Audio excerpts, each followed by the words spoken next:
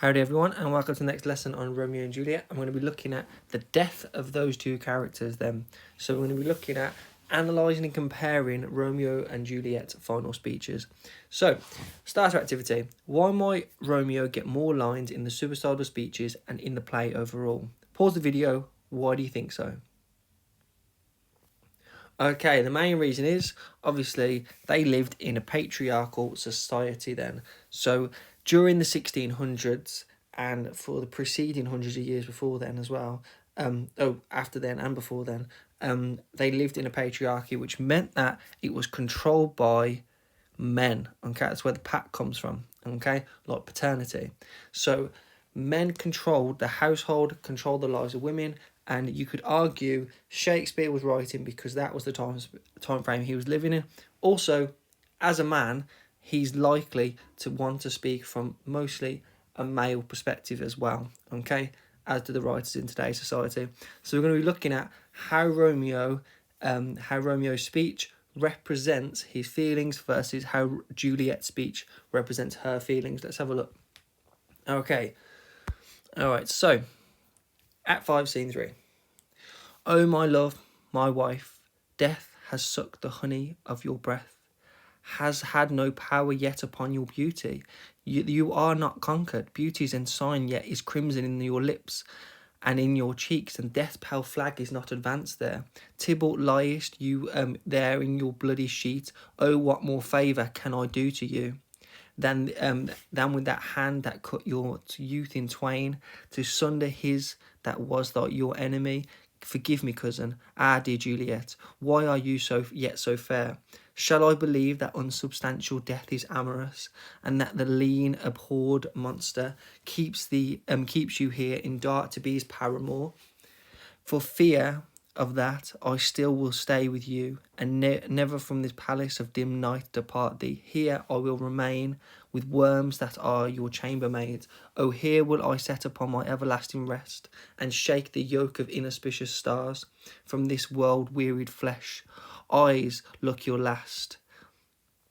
Arms, take your last embrace, and lips, oh, you the doors of breath, seal with a righteous kiss, a dateless bargain to engrossing death. Come, bitter conduct, come, unsavoury guide, you desperate pilot, now at once run on. The dashing rocks your seasick weary bark. Here's to my love. He drinks. O true apothecary, your drugs are quick. Thus with a kiss I die. So when we're looking at key lines from what Romeo has just said, then let's have a look. So, death that has sucked the honey of your breath has had no power yet upon your beauty. So what he's saying there, that death has taken her breath, but it's not had power over her beauty. It hasn't lowered how beautiful she is. That unsubstantial death is amorous, it's easy to love, and that the lean, abhorred monster keeps you here in the dark to be his paramour, as if she's not been allowed to go to heaven, and death itself, that monster, has kept her in the day, kept her on earth in order for her to be his secret love. I will stay with you, and never from this palace of dim night depart again. So he vows never to leave. And then he speaks to the apothecary then. Your drugs are quick, thus with a kiss I die. Now what you might notice then is that Romeo's speech has a lot to do with death and beauty. Okay, so it's about how beautiful Juliet has remained. Obviously, as the audience, we know that the reason she hasn't been affected by it because she's not actually dead yet. But he sees her as still beautiful, even though he thinks she's dead. And there is a big focus on in his speech about death and about how he wishes to be with her in death. Let's have a look at Juliet's speech then. No, before we do that, your task. How does Romeo feel about the death of Juliet? Use these quotations to explain to me. Give me a summary of how he feels about the death of Juliet. Pause the video, 5 minutes, off you go. Okay, so let's move on to Juliet then. Have a look. O comfortable friar, where is my lord? I do remember well where I should be, and there I am. Where is my Romeo? There's a noise within. I hear some noise. Lady, come from that nest of death, contagion and unnatural sleep. A greater power that we can contradict has thwarted our intents. Come away. Your husband in your bosom there lies dead, and Paris too. Come, I'll dispose of you among a sisterhood of holy nuns. Stay not to question, for the watch is coming. Come, go, good Juliet, noise again. I dare no longer stay. Go, get you hence, for I will not away. So she tells the friar to leave, but refuses to leave herself. He exits. What's here? A cup, closed in my true love's hand.